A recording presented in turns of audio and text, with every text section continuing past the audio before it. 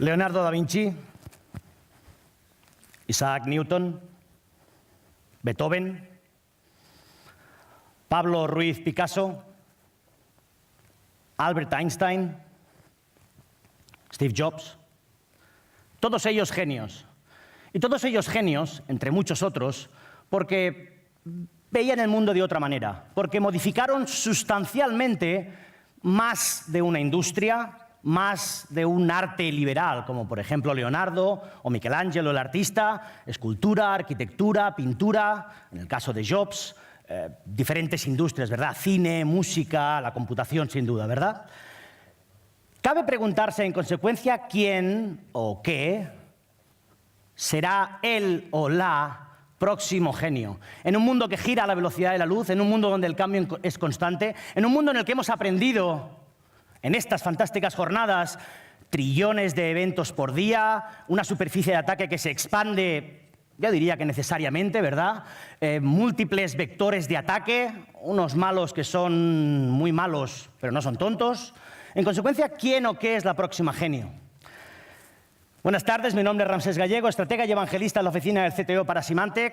Les agradezco muchísimo que inviertan su tiempo para en los 24 próximos minutos ya únicamente hablar de lo que creemos en Symantec, que es Machine Learning, la diferenciación necesaria para saber distinguir, hay que saber diferenciar entre eso e inteligencia artificial, y cómo creemos que esta disciplina, que es una rama de la inteligencia artificial, si quieren la primera noticia de esta sesión es que la inteligencia artificial es la disciplina paraguas, es la que está encima. Tiene 6 o 5, depende del autor que decidan, pero tiene 6 o 5 vertientes: emulación, simulación, y una de ellas es aprendizaje. Y, por suerte o por desgracia, pues el aprendizaje vía lo cibernético, vía las máquinas, está comiéndose un poco la idea de inteligencia artificial. Pero, insisto, marquen mis palabras, inteligencia artificial es el paraguas, la macrodisciplina que tiene 5 o 6 ramas. Una de ellas es Machine Learning, y el impacto que eso tiene en la sociedad, y como no puede ser de otra manera, el impacto en ciberseguridad, el impacto en capacidad de proceso multiplicada por 10, por 100, capacidad de ver incidentes multiplicados por 4, por 5, velocidad y capacidad de proceso. De eso va esta sesión. Agradezco, por supuesto, en mi nombre personal y en el de mi compañía, la amable invitación del CFNCERT. Agradezco también a mi compañero Alberto Cita, estás por ahí, gracias por ayudarme a construir esta sesión. Porque esta sesión, que habla de la revolución, pensaba que valía la pena hablar un minuto de la revolución industrial. La revolución industrial, estarán de acuerdo conmigo, y además eso es historia, lo que hicimos y conseguimos con las máquinas era ampliar, exponencialmente a veces, amplificar, aumentar al ser humano en cuanto a la fuerza, la máquina de vapor, la industrialización, las fábricas, ¿verdad? Al final, la revolución industrial de lo que hablaba es extender, si puedo decir así, la capacidad humana, especialmente de la fuerza, ¿verdad? Bien, en esta tercera ola del hombre, que el autor Alvin Toffler define en uno de sus libros, la tercera ola, de hecho, se llama el libro, en la que dice que existió la era de la agricultura, la era de la industrialización y, por supuesto, la era de la información. Pues en esta tercera ola, en esta tercera época del hombre, ¿no creen que el aprendizaje vía máquina, la inteligencia artificial, cojan el término que quieran, yo prefiero Machine Learning por lo que implica de la subrama y sobre todo de la aplicabilidad inequívoca en ciberseguridad, como espero convencerles a lo largo de los ya solo 22 minutos que me quedan? Básicamente es, ¿acaso no va de amplificar el cerebro humano, la visibilidad y el control? ¿Acaso no va de utilizar la rapidez de las máquinas y computación exponencial últimamente para ver más y mejor, ser más capaz, hablar casi en tiempo real, me atrevo a decir incluso análisis predictivo? Porque ¿saben qué? Al fin y al cabo, con las máquinas podemos entrenarlas para predecir, para inferir incluso qué va a pasar, y eso mola, porque va más allá de las capacidades a veces cognitivas del ser humano, y eso está bien. Algunos le ponemos una etiqueta a todo, ¿verdad? Disrupción digital, innovación radical en seguridad, transformación digital. Nosotros hemos creído que valía la pena, haciendo un juego de palabras, que no es una evolución, que sí que lo es porque evoluciona sobre cosas que conocemos, correlación de eventos, inteligencia, de hecho ya no se llama casi correlación, sino supercorrelación, evoluciona sobre cosas que conocemos y todas y todos ustedes, grandes profesionales, conocen perfectamente, pero es verdad que revoluciona la manera en la que nos aproximamos a ello, y de nuevo ahí las máquinas, ese próximo genio, para ayudarnos a ello. De ahí el título de la sesión, la reevolución. Déjenme que les diga algo, Machine Learning básicamente va de ciencias exactas, muchos datos y estadística. A diferencia de la inteligencia artificial, que como les digo, tiene que ver con sensores y con emulación y con simulación, al fin y al cabo, en Machine Learning, de ahí el concepto de aprendizaje, lo que hacemos es, o pretendemos, es entrenar a las máquinas para poder predecir patrones. Y para eso es muy necesario tener datos. Tener datos, como por ejemplo muchos datos. Fíjense que la imagen anterior he empezado con una pregunta para acabar con una hipótesis o con una idea. Esto es fundamental, porque en Machine Learning lo que hacemos es, y ahora les explicaré cómo, pero damos muchos datos, planteamos una hipótesis que se mostrará cierta o no en base a la calidad de los datos. Es fundamental, cuando de aquí a unos minutos les explique las 4 formas o los 4 pilares fundamentales de Machine Learning, en que algunos necesitan más o menos profundidad de intervención humana, pero la calidad de los datos como muchos datos, etiquetados o no, habiendo hecho extracción de las variables fundamentales de ese dato o no, pero al fin y al cabo muchos datos, mucha estadística, de manera que podamos entrenar. Es curioso porque le llamamos Machine Learning y en breve yo creo que le llamaremos Machine Teaching, ¿verdad? Porque en algún momento nos enseñarán, ¿verdad? Al fin y al cabo Learning porque ellas aprenden, las máquinas me refiero, y es que en algún momento los que aprendemos somos nosotros, con lo cual ahí también el guiño semántico, si quieren, de Machine Learning a Machine Teaching. Por cierto, es un fantástico título para una sesión. Se necesitan datos, muchos datos, calidad de los datos, para poder entrenar a esas máquinas. Hay 4 valores fundamentales o 4 pilares fundamentales en Machine Learning y voy a intentar desgranarlo para ustedes ahora. Está el Machine Learning supervisado, el no supervisado, el Reinforcement Learning, permítanme el inglés porque esta es una industria que habla en inglés, y sobre todo el más disruptivo, el que más mola y el que más, yo diría, al límite, ¿verdad? El más edgy, es el Deep Learning, en el cual también les explicaré algunos ejemplos que son de dominio público, pero de esos que empezamos a preguntarnos si realmente ella, la máquina, será en el próximo genio. Vamos a por ello, porque para el supervisado, como su nombre indica, la intervención humana es fundamental. En ese set de datos tenemos que hacer una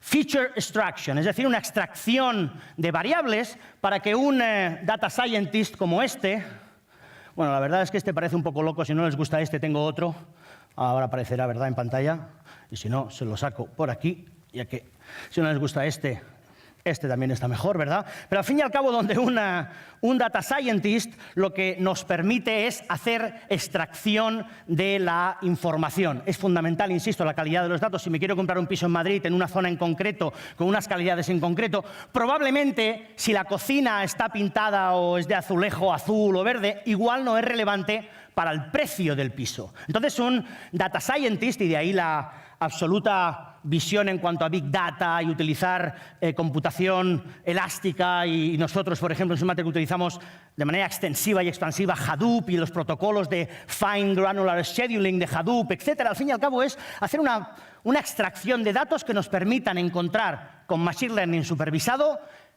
Es especialmente útil en encontrar cualidades.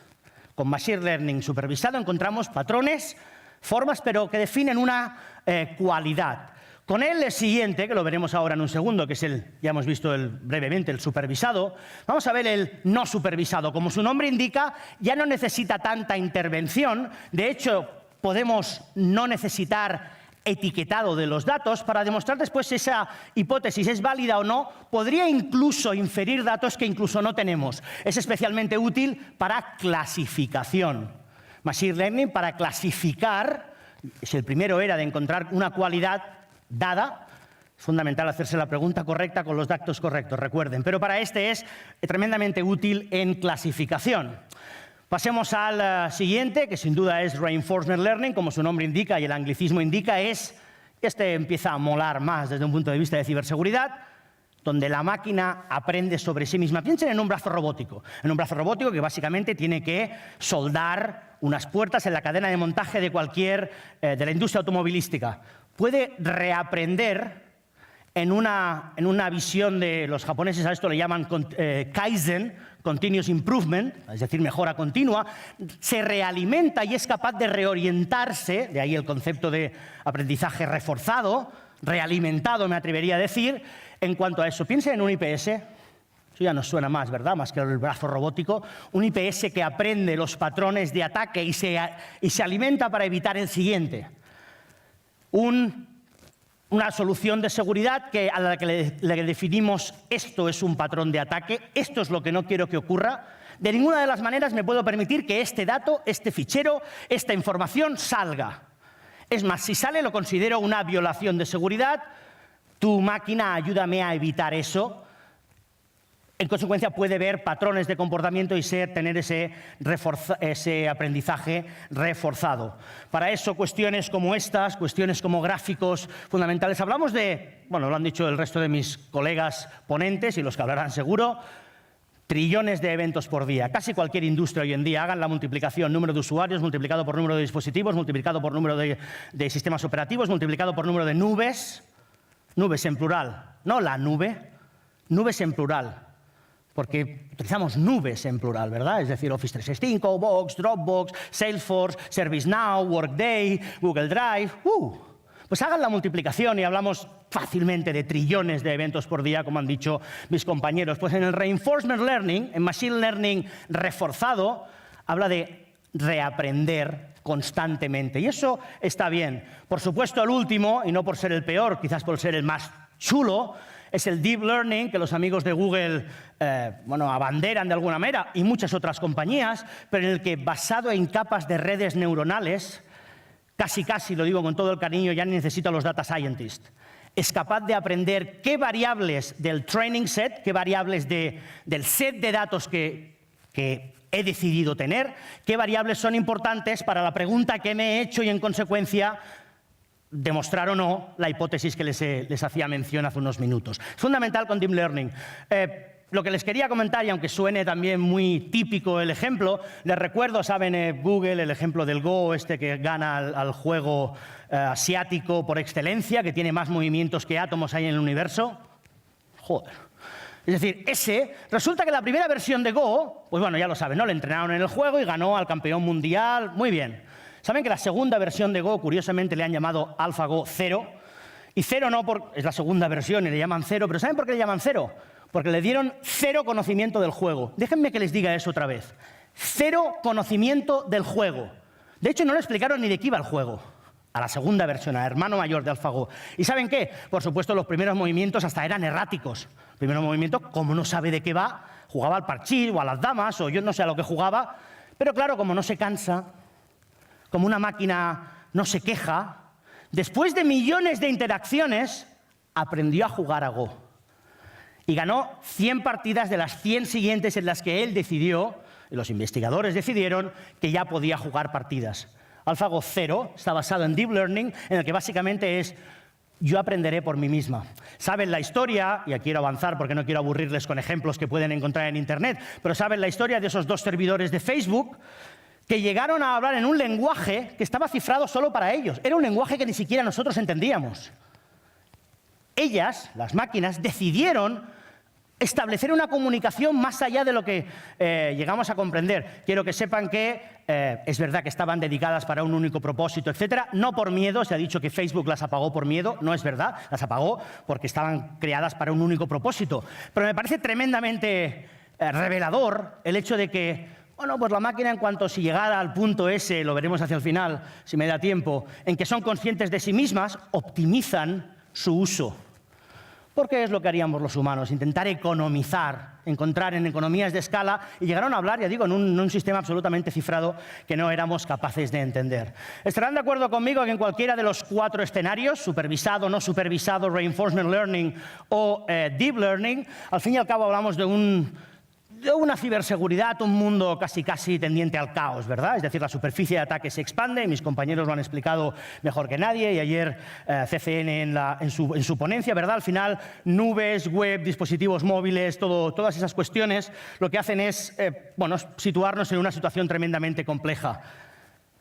Si una compañía estuviera defendiendo 175 millones de dispositivos cada día, si tuviera 9 centros de respuesta a incidentes por todo el mundo, si un tercio del correo mundial pasara por sus servidores, estarán de acuerdo conmigo que eso a esa compañía le daría cierta inteligencia, ¿verdad? Cierta visibilidad de, parece ser que sabes de qué va Internet y tienes una visibilidad de, permítanme el ejemplo, de las mochilas, ¿verdad? Sabes las cargas. Tienes una visibilidad inequívoca con 175 millones de dispositivos que proteges, con trillones de eventos al día, con 9 centros de respuesta, con más de un tercio del correo mundial pasando anónimamente por sus servidores.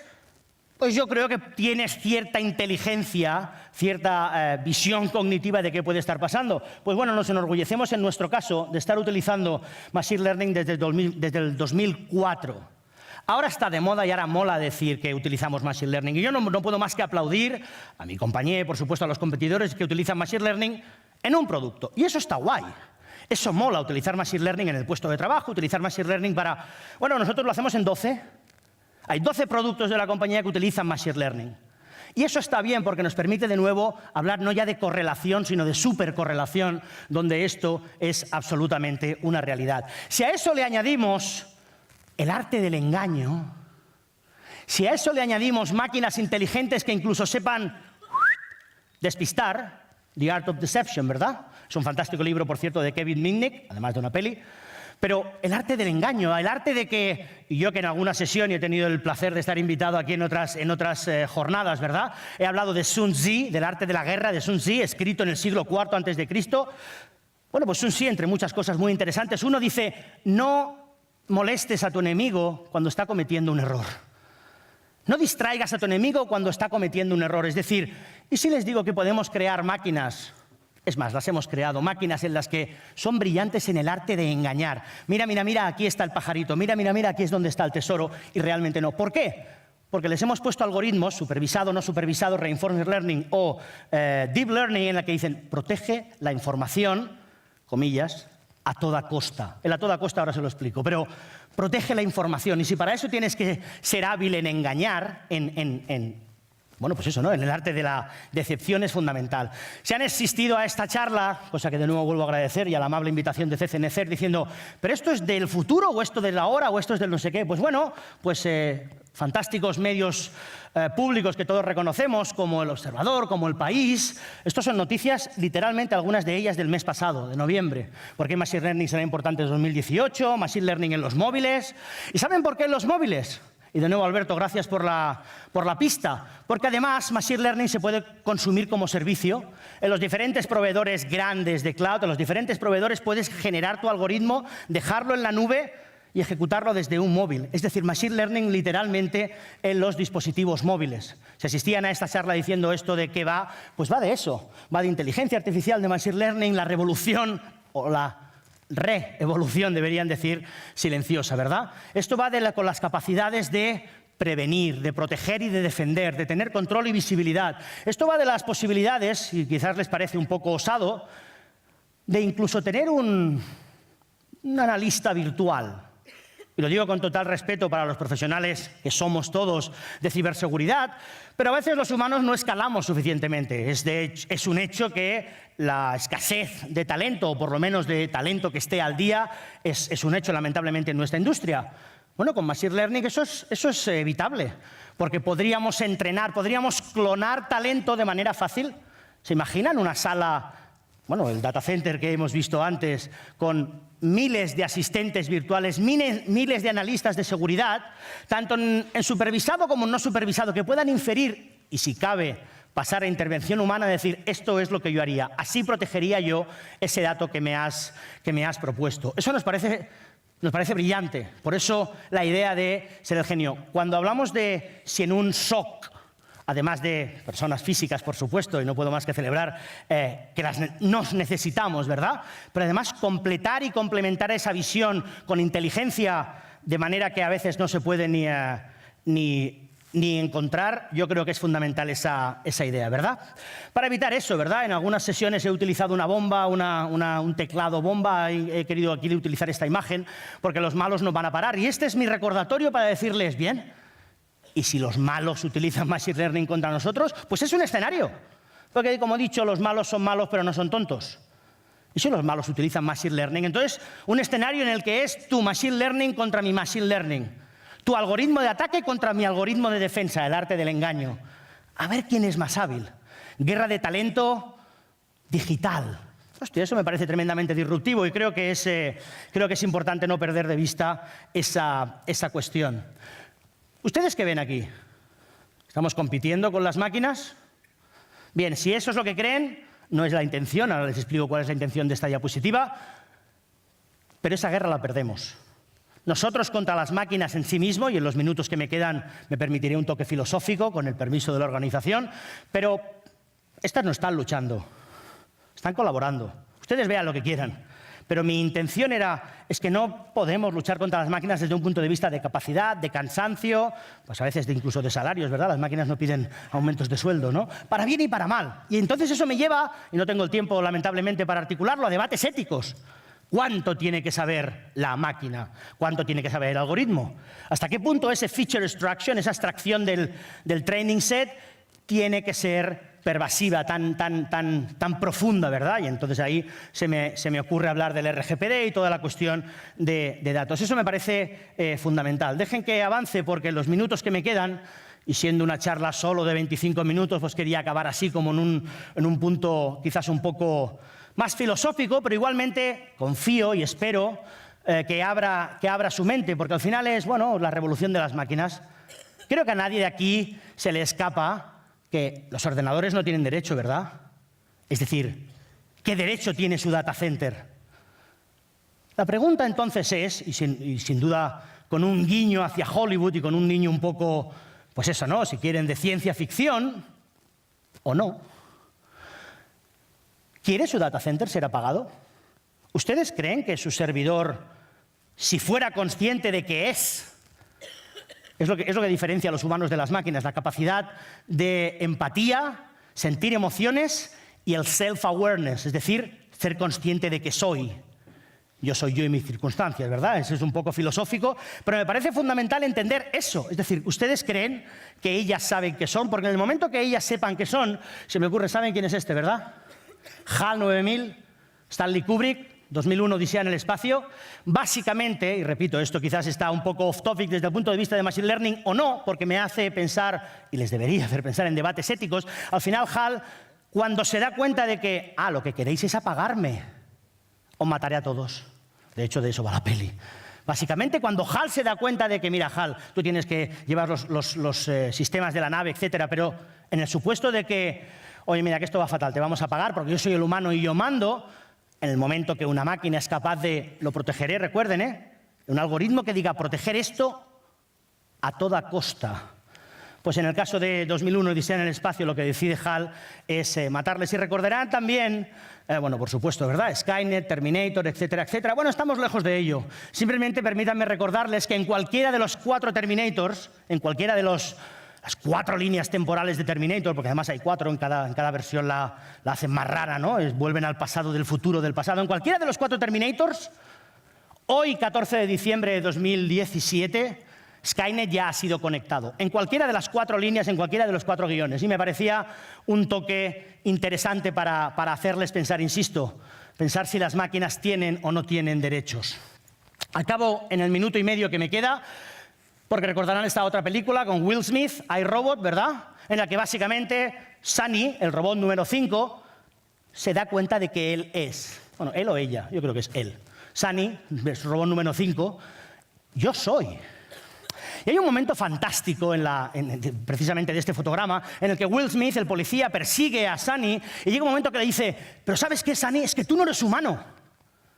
Tú no puedes hacer una melodía como Beethoven, ni puedes pintar como Picasso. A lo que Sunny responde, ¿y tú sí? ¿Eso te hace humano? Ahora resulta que ser humano significa ser Einstein o Beethoven. Y me parece tremendamente interesante porque ahora ya hay robots en China periodistas. No digo que hagan copiar y pegar, ¿eh? Copiar y pegar es sencillo. Hacen la noticia ellos, o ellas, o bueno, no sé, la crean. Y eso me parece tremendamente revelador desde un punto de vista de revolución digital o reevolución, debería decir, ¿verdad? Antes hemos visto a un data science, ahora vemos a una data science, en cualquier caso, en una charla de machine learning y de revolución digital. No quería obviar la parte humana, no quería obviar, además tengo que acabar rápidamente, no quería obviar esta cuestión. Déjenme que avance porque me quiero saltar a Mr. Robot, una serie fantástica que nombra inequívocamente machine learning. No sé si lo siguiente será Game of Thrones.